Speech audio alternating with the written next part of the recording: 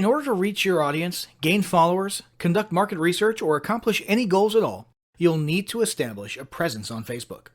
What sort of presence you create will depend largely on what you hope to accomplish. But the most common first step is usually to create a page, often called fan pages. There are several types of pages to create. These include local business or place, company, organization, or institution, brand or product, artist, band, or public figure, entertainment, and cause or community. Pages are different from profiles for a few important reasons. Your profile is traditionally meant for connecting with friends and family and not for business. Your page, on the other hand, is geared towards raising brand awareness or promoting your business or cause. With pages, you can run paid advertisements, create special offers, analyze data and reports, gain likes and followers, and much more. Pages should be understood as a social avenue for you to build your relationships with prospects, customers, and clients.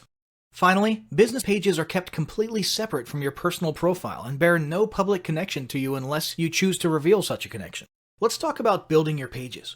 When you first start the page creation process, and you can simply go to facebook.com/pages/create, you'll be prompted to choose one of the page types listed above. This should be relatively obvious. There is some disagreement about whether online businesses should choose company/organization or brand/product. In most cases, for online businesses, it's the latter, but it entirely depends on your business. It won't make a huge difference in your page functionality though, so don't agonize over the decision too much. Once you've chosen a page type, you'll have a drop-down menu where you'll need to choose an industry or category. If you're unsure which category applies best, don't worry, you can change it later. Then you'll be asked to input a business or product name and hit submit. When you first arrive at your new page, it'll be a little barren, but Facebook has made it very easy to start fleshing it out. The first thing you'll want to do is write a short description of what your page is about. Facebook only allows 155 characters, so you'll want to not only get the main points in just a couple sentences, but you'll also want to make sure you include any critical keywords that you want to be found for when people do searches. Keep in mind, SEO is still important for Facebook, both for its internal search as well as your Facebook page ranking in search engines like Google. Consider using Google's keyword planner tool to determine the best exact keywords to use in your description. Speaking of being findable, you'll also want to assign a unique username to your page. What this does is create an easy-to-remember unique URL for your page, so you don't have a long, impersonal, alphanumeric URL. In the end, you should end up with something along the lines of facebook.com/yourbusinessname.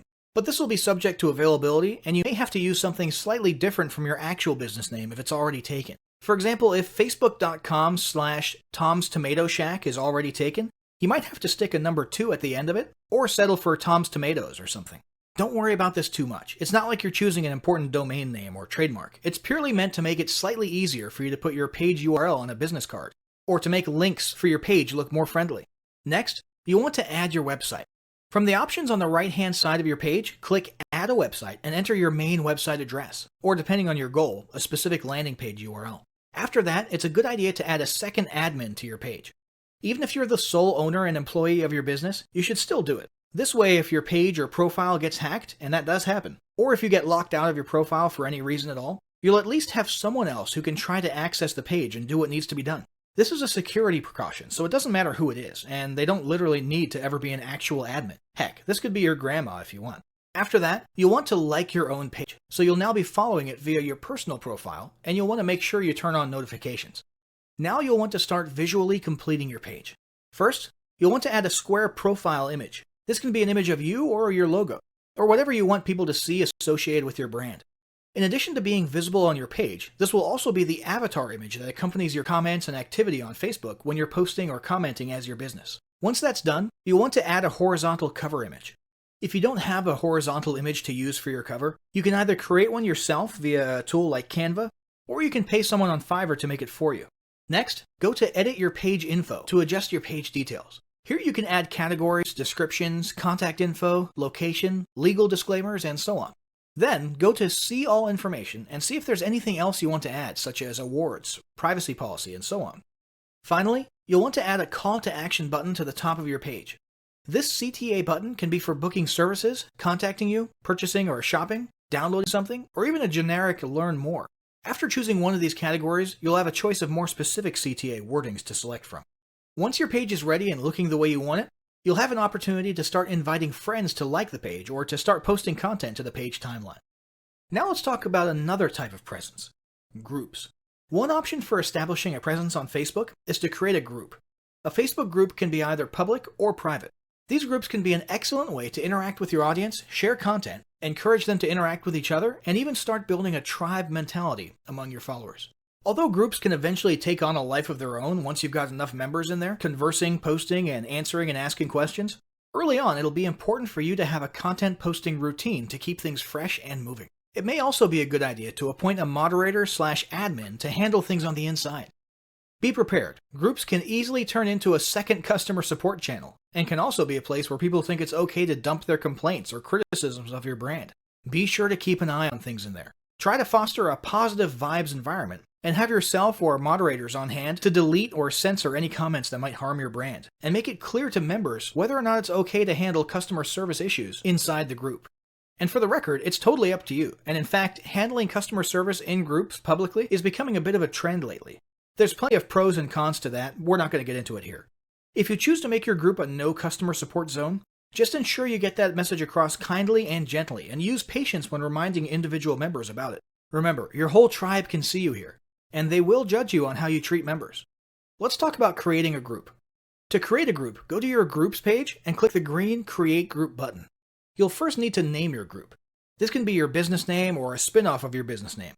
For example, if your group is centered around providing special training or advice on using a product, you might call it Your Product Name plus the word Masters, Experts, or Ninjas at the end of it. Each group needs to start out with at least one member.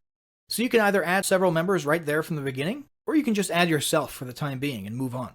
The final selection is your group's privacy status: closed, public, or secret. Secret means it's not even searchable or discoverable. You can change this setting later, so don't worry about it too much right now. After you hit submit, you'll need to choose an icon for your group. Just pick whatever seems most relevant. Once your group is created, you can start fleshing it out by adding a cover photo and description. The same guidance for business page descriptions above applies here more or less. Keep it short, clear, and include important keywords. As for the cover photo, make it horizontal and consider using Canva to create your image or hiring someone on Fiverr to make a nice image. Finally, there's the personal profile. It's true that Facebook has terms that prohibit using your personal profile for explicit business purposes. However, that does not prevent you from leveraging your personal profile in exactly the way social profiles were meant to be used: networking. Make it clear what it is you do and what services you provide. Make yourself findable via search. Join relevant groups. Contribute to discussions. Introduce yourself and rub elbows as much as possible. In this sense, your personal profile can be an incredible resource for marketing and potentially even more powerful than your business page. So, once you've established the sort of presence you've determined you need, you'll want to start posting content. After all, that's what this whole endeavor has been about, and it's what we'll cover in the next chapter. Thank you for watching this video. Please subscribe my channel. Thank you.